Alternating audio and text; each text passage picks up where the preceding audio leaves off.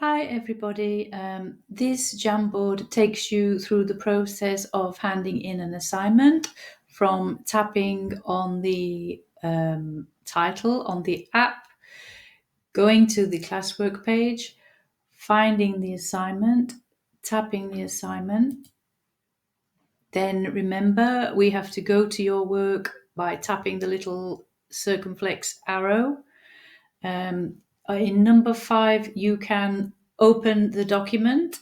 If you, as a teacher, are setting a document to make it easy, then students will then tap there under your work. If you want them to add an attachment, then you will teach them to add an attachment. So, in my opinion, know what you want them to do and then teach them and get them to do that one before you change.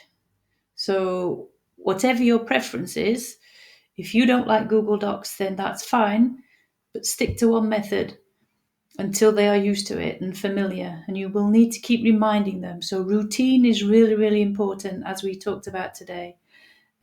So if you go with the doc or slides or an attachment method, then when students are on their mobile phones, they will need to open the app by clicking on this small square with the diagonal arrow. If they don't click here, it will be very difficult for them to edit. They will have a very small opportunity to edit with that little pen there, but it's not really worthwhile. So you need to remember this. This is really important. And this is why a lot of you are telling me, oh, but I've lost all my feedback that I've written on students' work. You haven't. The feedback is still there, but to see it, students will need to click that, and then they will be able to see it. And same for you. If you open a document on your mobile phone and you can't see what you've typed, then make sure you tap on that little square. So then you will get the screen with the pen icon. So tap the pen icon to be able to type. The keyboard will come up and you will be able to type. Once you have finished typing, then you need to click on the blue tick to let it know that you've finished. When you've clicked on the blue tick, you will need to click on the little cross to close it down.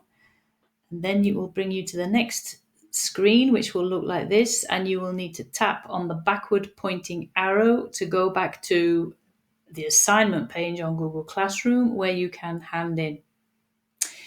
If there is no attachment, or if it's a collaborative doc, it will just say mark as done.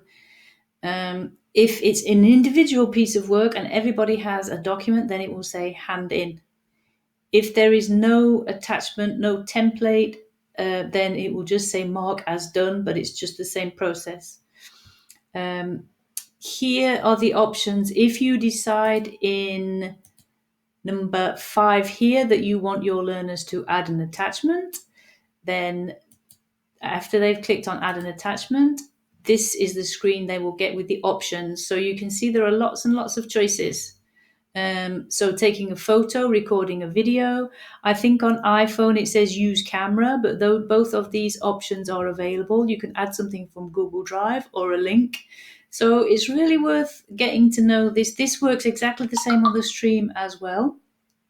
So really, really useful, but you need to spend some time with learners who aren't confident with IT just to show them, have some fun with it.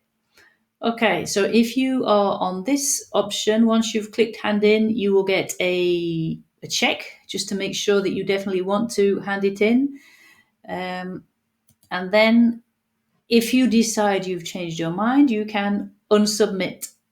So that's the process for handing in an assignment. That's the basic process.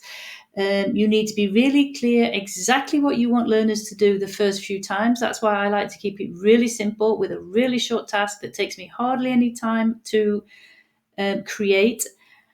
And then I get learners to submit in the class as I am watching, and I can check, and then we can unsubmit and submit, make it into a game so that learners can do it.